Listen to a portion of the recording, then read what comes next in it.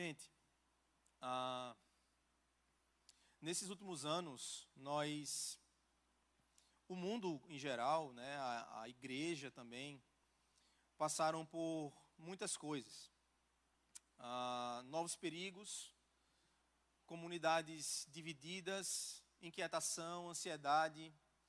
E quando tantas coisas elas estão fora do nosso controle, fica mais fácil a gente ver como sentimentos de insegurança, sentimentos de medo podem levar a gente a perder a esperança no futuro, né?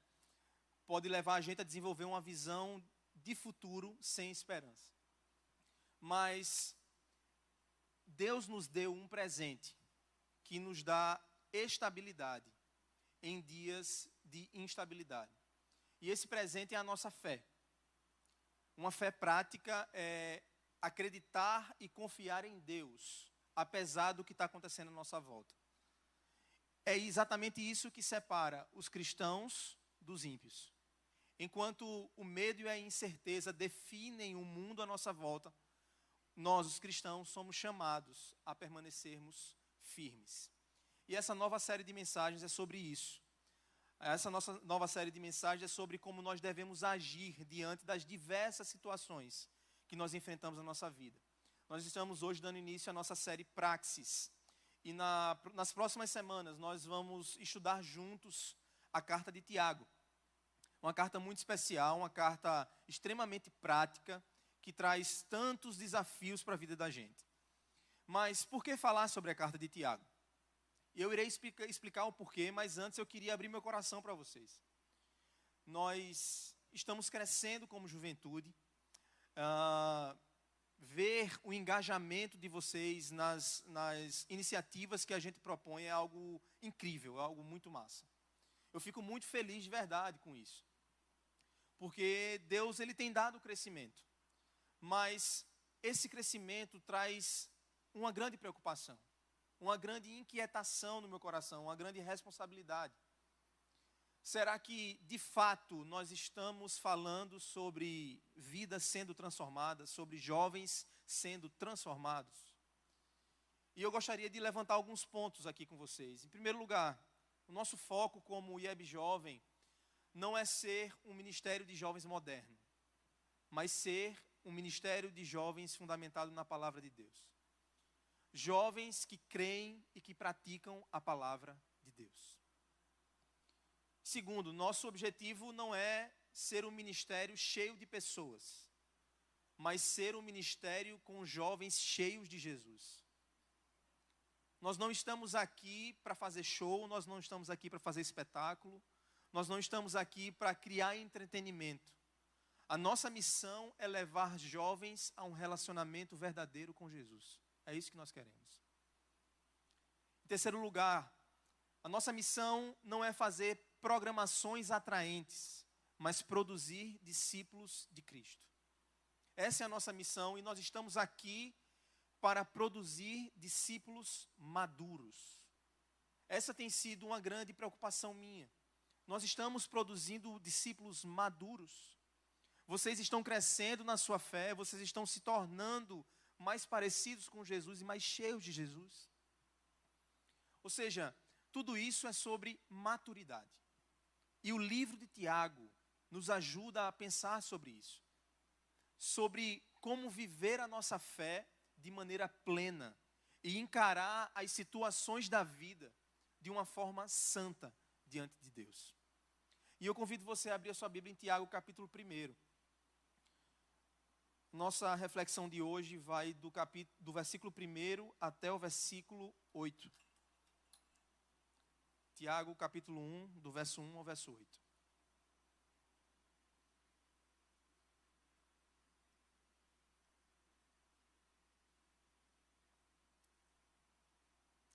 Diz assim a palavra do Senhor. Eu, Tiago, escravo de Deus e do Senhor Jesus Cristo, envio esta carta às 12 tribos espalhadas pelo mundo. Saudações. Meus irmãos, considerem motivo de grande alegria sempre que passarem por qualquer tipo de provação, pois sabem que quando a sua fé é provada, a perseverança tem a oportunidade de crescer. E é necessário que ela cresça, porque quando estiver plenamente desenvolvida, vocês serão maduros e completos, sem que nada lhes falte. Se algum de vocês precisar de sabedoria, peça ao nosso Deus generoso e receberá. Ele não os repreenderá por pedirem, mas quando pedirem, façam-no com fé, sem vacilar. Pois aquele que duvida é como a onda do mar, empurrada e agitada pelo vento.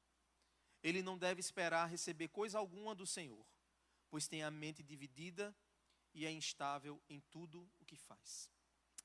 Senhor, nós te agradecemos, Pai, pela tua palavra, porque ela é fonte de vida para nós, porque ela é alimento para a nossa alma, Senhor, e nós queremos pedir, Deus, que o Senhor seja propício a nós nessa noite, que o teu Santo Espírito, Senhor, fale aos nossos corações, Deus, e que nós possamos ter a graça, Deus, de aplicar a tua palavra na nossa vida, Senhor, e sermos transformados com poder e grande glória, Senhor, pela tua palavra, Senhor. Pedimos que o Senhor fale aos nossos corações nessa noite, em nome de Jesus.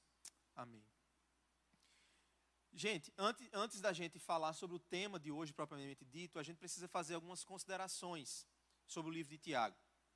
Nesse primeiro versículo, nós temos Tiago se apresentando os destinatários para quem ele está escrevendo e a razão dele escrever o que ele está escrevendo. No início ele vai logo dizer, ele diz quem escreveu, eu, Tiago. Mas a pergunta é, qual Tiago? Para quem assiste The Chosen é o Tiaguinho ou o Tiagão. Mas não é isso não, nem um nem outro. Quem escreveu essa carta é Tiago, o irmão de Jesus.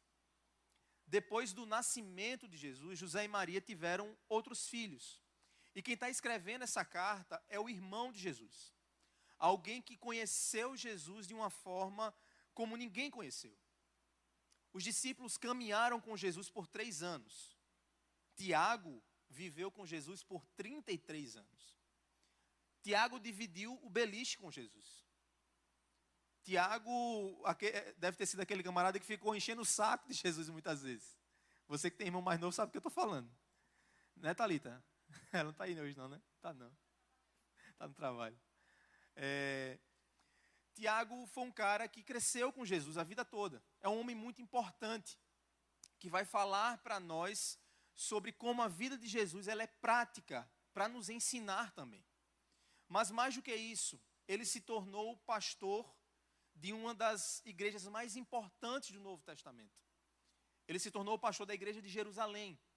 A famosa igreja primitiva, que a gente ouve tanto falar, era a igreja de Jerusalém. E Tiago assumiu o pastoreio naquela comunidade tempos depois. Mas esse verso primeiro ainda fala para quem ele escreveu. Ele vai dizer, na continuidade do versículo 1, eu envio essa carta às 12 tribos. Ou seja, são provavelmente judeus messiânicos, judeus que se converteram ao cristianismo, que se renderam a Jesus. E Tiago está escrevendo essa carta para todos eles, para toda a igreja. Mas ele também vai falar por que ele escreve essa carta. Ele vai dizer, eu envio essa carta às 12 tribos espalhadas pelo mundo.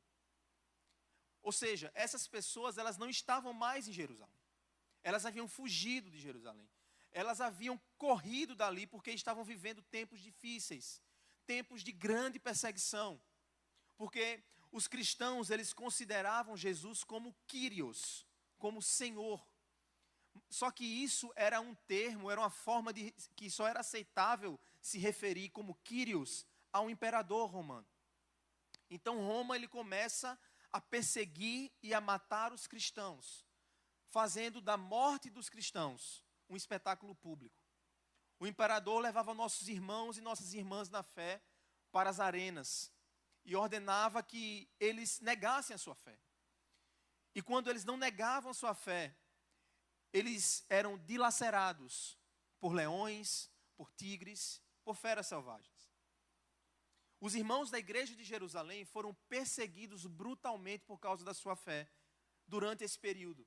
E muitos deles, eles decidiram fugir daquele lugar e se instalar em regiões mais distantes. Ou seja, nós temos um pastor escrevendo para as suas ovelhas que estão dispersas. que estão distantes por causa da perseguição que estavam sofrendo. Então Tiago escreve essa carta para encorajar esses irmãos a permanecerem firmes na sua fé e aprenderem a enxergar a vida da perspectiva de Deus e aplicar a fé às suas vidas. Tiago, ele escreve essa carta para que aqueles irmãos e irmãs possam amadurecer. Tiago vai trazer orientações práticas para que eles e para que cada um de nós possamos nos tornar cristãos maduros. Mas o que é cristão maduro na perspectiva de Tiago? O cristão maduro é aquele que ouve e pratica. Tiago exorta a gente para que nós não sejamos apenas ouvintes da palavra, mas que sejamos praticantes da palavra. Isso é fé. Não é só aquilo que eu acredito. Fé é aquilo que eu faço e como eu me comporto. Fé é aquilo que eu acredito alcançando as minhas ações. Fé é aquilo que eu acredito alcançando o meu comportamento, alcançando os meus pensamentos. Tiago vai dizer que quando a fé não alcança as minhas ações, quando a fé não alcança o meu comportamento, quando a fé não transforma a minha vida, ela é uma fé morta. E hoje nós vamos aprender com Tiago sobre como nós devemos agir em meio às provações. Ou seja, como é que uma fé viva responde às dificuldades, às crises e aos tempos difíceis. E a primeira instrução que o Tiago nos dá sobre o que nós devemos fazer em meio às provações é encontrar Deus na provação. O verso 1 vai falar: eu, Tiago, escravo de Deus e do Senhor Jesus Cristo, envio essa carta às 12 tribos espalhadas pelo mundo. A provação é um momento em que a primeira coisa que nós precisamos fazer é encontrar Deus. Porque esse encontro com Deus faz toda a diferença na nossa vida. E na maneira como nós lidamos com as dificuldades. Veja que no versículo 1 há algo que nós não falamos ainda. Ele diz: eu, Tiago, escravo de Deus e do Senhor Jesus Cristo. Cara, isso é muito profundo. Tiago, apesar de ter se tornado o grande líder da igreja de Jerusalém, apesar dele ter escrito o primeiro livro do Novo Testamento, isso mesmo, cronologicamente falando, o primeiro livro que foi escrito foi o livro de Tiago, a carta de Tiago. Apesar dele ter escrito, produzido o primeiro documento da igreja cristã, apesar de tudo isso, apesar de Tiago ter se tornado um grande homem de Deus, Tiago não cria em Jesus antes da ressurreição. Já pensou? Olha o que a Bíblia diz sobre Tiago em João capítulo 7, verso 5. Diz o seguinte, você não precisa abrir, pode só anotar. Pois nem mesmo os seus irmãos criam nele. João está dizendo que os irmãos de Jesus não criam nele, não criam naquilo que ele dizia, pois ele se dizia ser o próprio Deus, e os irmãos dele não criam nisso. Eles amavam Jesus, mas eles não criam no que Jesus dizia a respeito de si mesmo. Isso, certa vez, gerou uma crise pesada. Logo no início do ministério de Jesus, ele estava curando pessoas numa casa, ele estava expulsando demônios ali. E o evangelista Marcos, ele vai relatar no seu evangelho, no capítulo 3, do verso 21, dizendo o seguinte, veja só. Quando os familiares de Jesus souberam o que estava acontecendo, tentaram impedi-lo de continuar e diziam: ele está fora de si. Tiago e seus irmãos não criam em Jesus.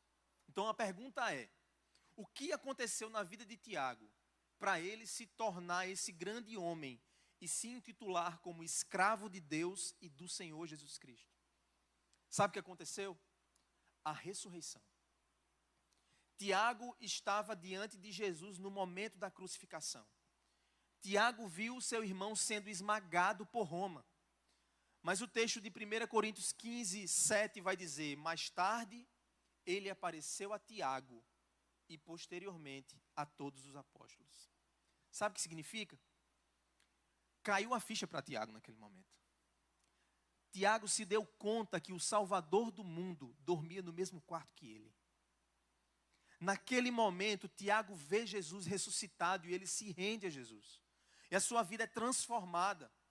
Transformada de tal maneira que ele se torna uma das colunas da igreja primitiva. Gálatas 2, capítulo 2, verso 9, vai dizer que, de fato, Tiago, Pedro e João, tidos como colunas, reconheceram Paulo e Barnabé. É isso que o texto de Gálatas está dizendo. Ou seja, Tiago se transformou em uma das colunas da igreja, a partir de um encontro com Jesus. Tiago se tornou líder da igreja de Jerusalém. E o que levou Tiago da incredulidade à fé foi ele ter visto Cristo ressuscitado. Ele descobriu a verdade que Jesus é Deus. A história de Tiago é importante para nós porque talvez existam muitos aqui que estão no mesmo ponto de partida de Tiago. Todos nós começamos como Tiago. Nós temos informações sobre Jesus. Mas muitas vezes nós temos dúvida se de fato ele é o que diz que é. Tiago não começou bem a sua relação com Jesus, mas ele terminou muito bem. Ele viu aquilo que todos nós precisamos ver. Ver Jesus como muito mais do que um personagem histórico, mas como o próprio Deus que entrou na história, morreu e ressuscitou. E isso foi uma verdade que transformou a vida de Tiago de tal forma que ele se tornou um novo homem. E ele começa a encarar a vida sob uma nova perspectiva. E é esse Tiago que encontrou Jesus que diz, escravo de Deus e do Senhor Jesus Cristo. Perceba que Tiago poderia dizer outra coisa. Ele poderia se apresentar de outra forma. Ele poderia dizer, olha, eu sou Tiago, irmão de Jesus, CEO da igreja de Jerusalém. Ele podia dizer isso. Mas ele não disse. É como se ele dissesse, olha, eu não me apresento como irmão dele. Eu me apresento como escravo dele. Eu me apresento como aquele que crê que ele é Deus e que ele é o Senhor sobre todas as coisas. Tiago se diz escravo. O original aqui é a palavra doulos, que é aquele escravo que ficava embaixo do navio, remando, sem saber para onde estava indo. E Tiago se descreve dessa forma. Talvez você esteja passando por muitas dificuldades, talvez você está sofrendo, talvez você está passando por um tempo de grande tristeza. Mas o que mudou a vida de Tiago foi enxergar Jesus como ele é. Foi reconhecê-lo como o próprio Deus. E o primeiro passo para nós lidarmos bem com as provações é nós nos rendermos a Jesus. E compreendermos quem ele é. Que ele é o Senhor, que ele é soberano, que ele é o Deus que se revela na história e que ele tem o controle do universo na palma da sua mão. Essa é a primeira instrução de Tiago. Encontre Deus na sua provação. A segunda instrução dele para nós, sobre o que nós devemos fazer nas provações, é encontrar alegria na provação. Verso 2 ao verso 4 diz assim: meus irmãos, considerem motivo de grande alegria sempre que passarem por qualquer tipo de provação, pois sabem que quando sua fé é provada, a perseverança tem a oportunidade de crescer. E é necessário que ela cresça, pois quando estiver plenamente desenvolvida, vocês serão maduros e completos, sem que nada lhes falte. Isso é estranho, né? Considerem motivo de grande alegria quando vocês estiverem sofrendo. Isso é muito estranho porque quando nós estamos sofrendo, qual é a nossa reação? A nossa atitude é reclamar, a nossa atitude é murmurar, a nossa atitude é ficar chateado, é começar a questionar Deus, é ficar deprimido, é ficar angustiado. E Tiago está convidando a gente a ter uma atitude, uma reação diferente, dizendo, olha, tenham por motivo de grande alegria. Como assim? Como nós somos capazes de ter grande alegria quando nós estamos passando por períodos difíceis? Sabe como? Quando nós compreendemos o propósito por trás de tudo que está acontecendo. E Tiago vai deixar claro qual é o propósito de Deus. E é importante que a gente ouça o que Tiago está dizendo, porque quem está falando isso é alguém que morreu por causa de Jesus. Tiago, ele foi apedrejado. Ele sofreu por causa do nome de Jesus, porque ele sabia quem Jesus era. E esse Tiago, morto por sua fé, é esse Tiago que está dizendo para nós: tenha um motivo de grande alegria o passar por qualquer tipo de provação. Qualquer tipo, aqui é a tradução da palavra grega poikilos, que significa várias cores, significa multicolorido. Porque na nossa vida existe esse meio que mosaico de provações. Dificuldades em várias áreas da nossa vida. Dificuldades globais que nos afetam, dificuldades nacionais, dificuldades pessoais, dificuldades emocionais, dificuldades espirituais, dificuldades físicas. Nós somos tomados por vários tipos de dificuldades. Algumas maiores, outras menores, algumas que nos abalam menos, outras que nos abalam mais, mas todas elas devem ser encaradas da mesma forma. O que Tiago está dizendo para a gente é que as provações, elas chegam na nossa vida de diversas formas, mas com um único propósito: nos conduzir à maturidade. É interessante que essa palavra poikilos também é usada em outro momento pelo apóstolo Paulo para falar sobre a graça de Deus. A multiforme graça de Deus. Ou seja, assim como as provações são muito variadas e nos atingem de várias maneiras, existe uma graça de Deus abrangente para nos socorrer. Isso significa que para cada tipo de provação que a gente vive e experimenta, existe graça de Deus suficiente para sustentar a nossa vida. Jesus não prometeu uma vida fácil e uma vida confortável para ninguém. Ele nos prometeu nos capacitar para enfrentar o que vier. Ele prometeu que jamais nos abandonaria. Foi isso que ele prometeu. Jesus, ele não nos convida para uma vida boa. Se falaram isso para você, desculpe, mas mentiram para você. Jesus está nos convidando a enfrentar tempestades e tempos difíceis. Mas a promessa dele é que ele estará conosco e que existe um propósito por trás do nosso sofrimento. As provações são variadas, as provações são inevitáveis, mas elas também são passageiras. Elas passam. Algumas são mais longas, algumas são mais curtas, mas todas elas passam. E nós temos a promessa de Deus de que um dia nós viveremos uma nova criação, onde não haverá mais dor, onde não haverá mais choro, onde não haverá mais morte, porque Ele vai fazer tudo novo. Mas as provações, elas têm um propósito na nossa vida. Elas são pedagógicas, elas são instrumentos de Deus para nos fazer acordar, para nos fazer despertar, para nos fazer crescer e amadurecer. Como disse o reverendo Hernandes Dias Lopes, vida cristã não é uma redoma de vidro, uma estufa espiritual ou uma colônia de férias. Antes, é um campo de batalha.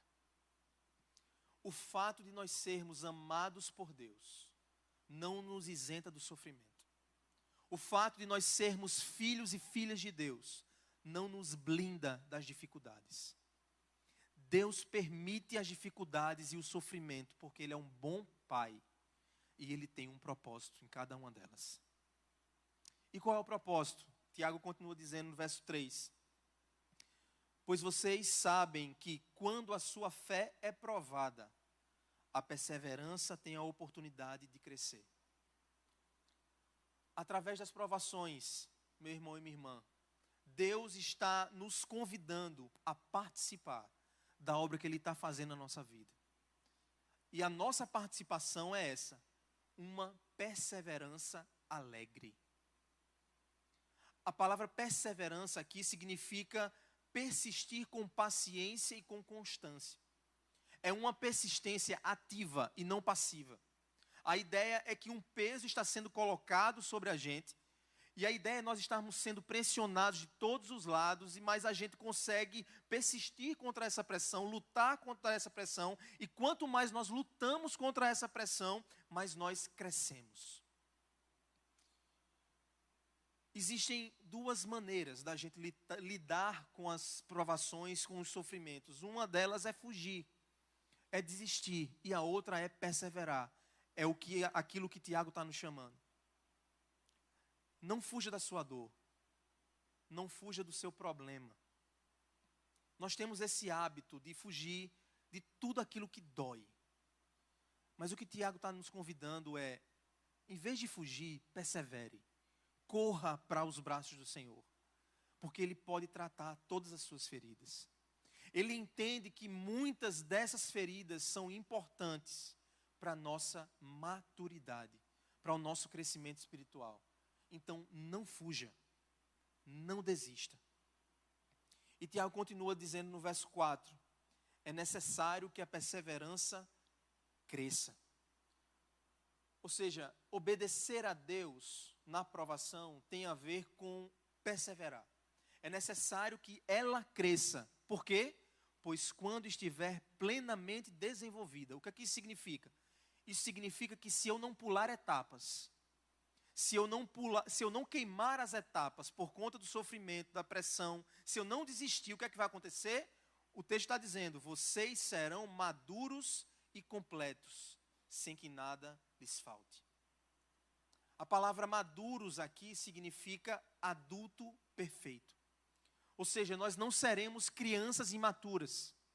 O grande projeto de Deus para a nossa vida é nos tornar maduros, completos e adultos.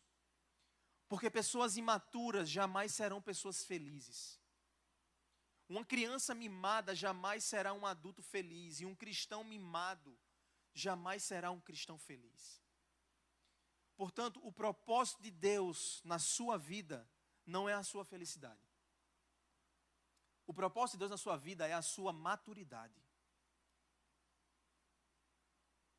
Deus não está comprometido com a nossa felicidade.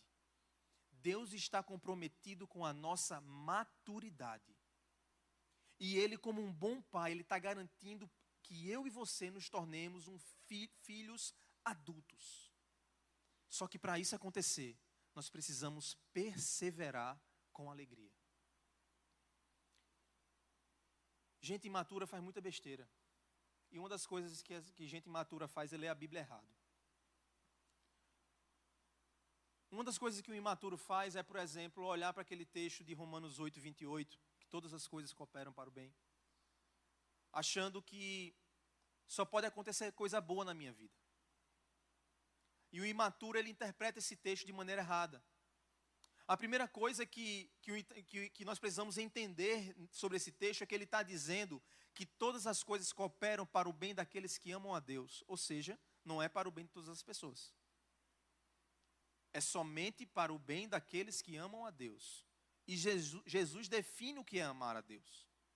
Amar a Deus é obedecer a Deus. Jesus disse, aquele que me ama é aquele que obedece os meus mandamentos. Ou seja, se você não está preocupado na sua vida em obedecer ao que Jesus diz, você não ama Jesus e você não entra na classificação de Romanos 8, 28. Você está fora desse texto. Esse texto está falando daqueles que amam a Jesus e que querem obedecer a Jesus, que fazem a vontade de Jesus. Se você não quer fazer a vontade de Jesus, as coisas não cooperam para o seu bem. É simples e duro. Mas tem outra coisa que a gente precisa corrigir na leitura imatura desse texto. O que é o bem que Paulo está falando? Porque a gente acha que esse bem é meu, de acordo com a minha perspectiva. A gente pensa que é um bem que faz bem aos meus próprios olhos. Está errado, não é isso.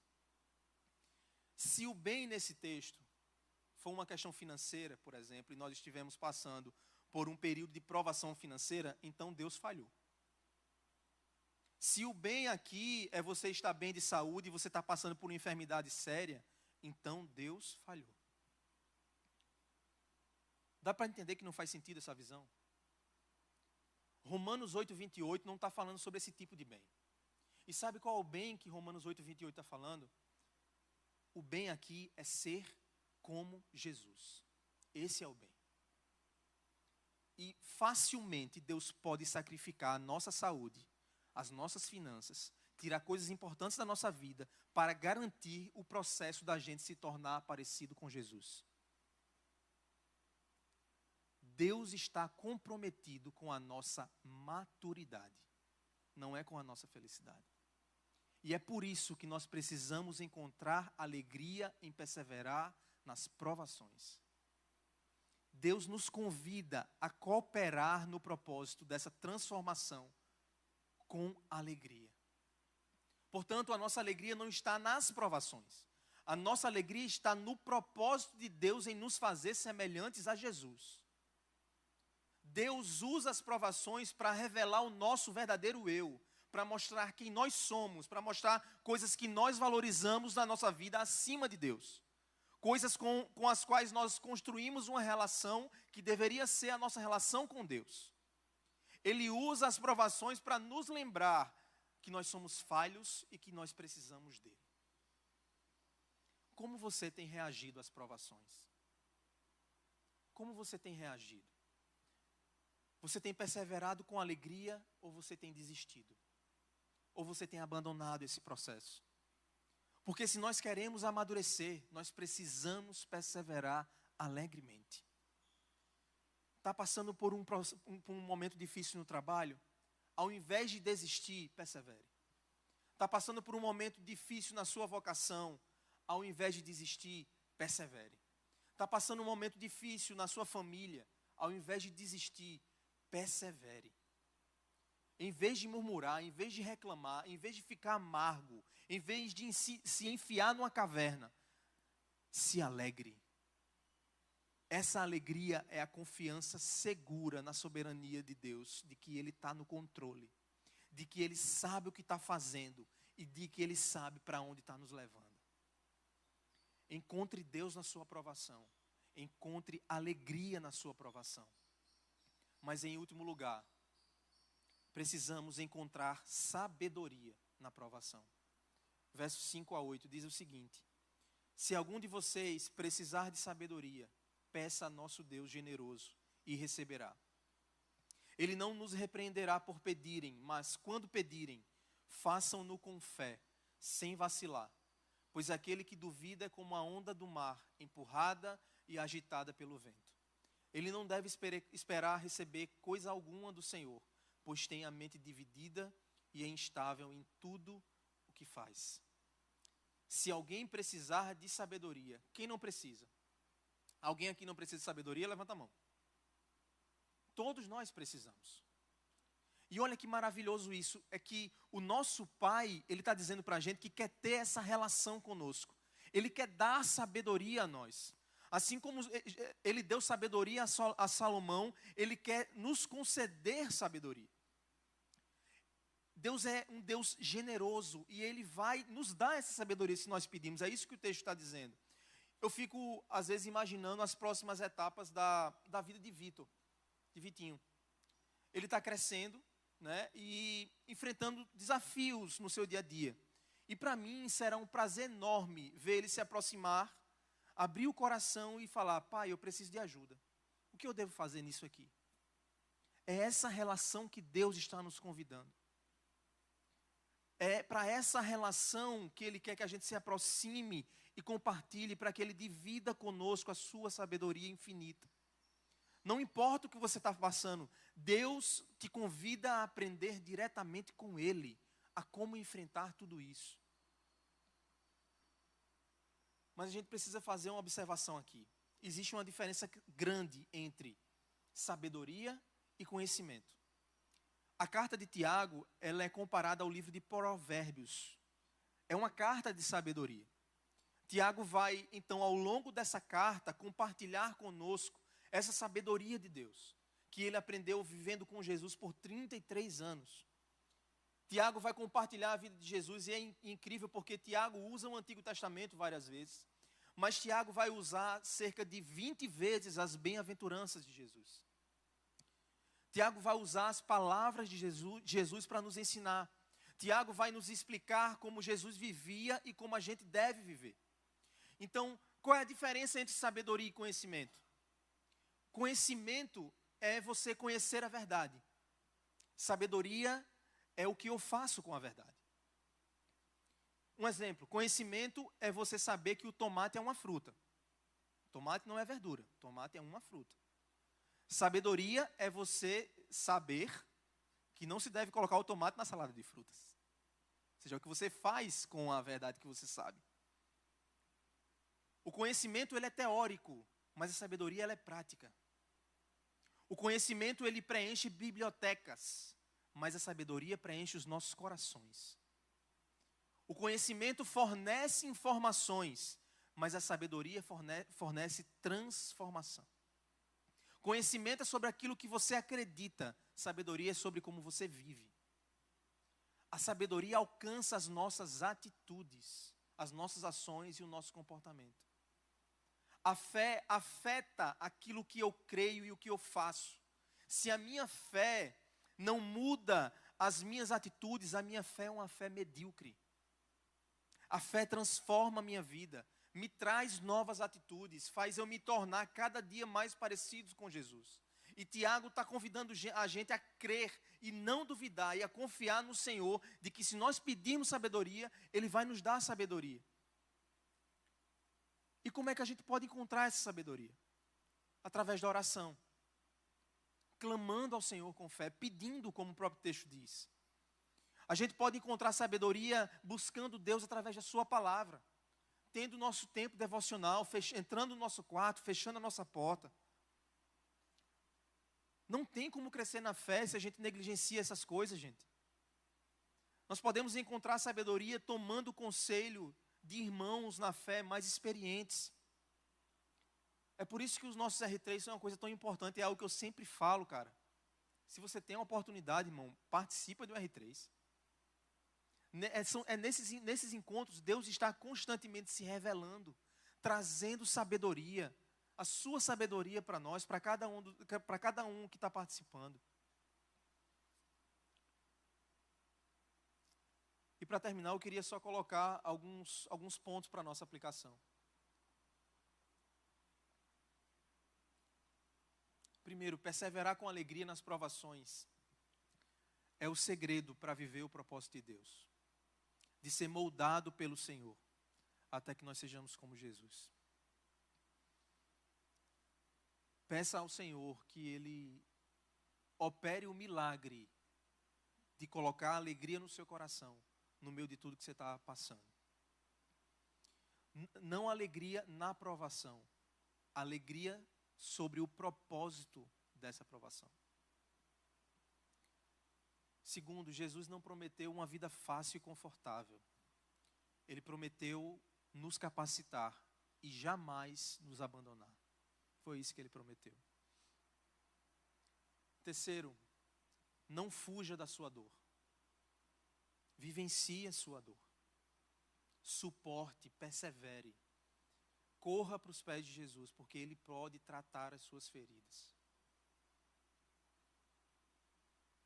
E por fim, peça sabedoria a Deus. Agora peça com fé, sem duvidar, porque Ele vai te socorrer. Hebreus 4, 14 a 16 vai dizer o seguinte: visto, portanto, que temos um grande sumo sacerdote, que entrou no céu, Jesus, o Filho de Deus, apeguemo-nos firmemente àquilo que cremos.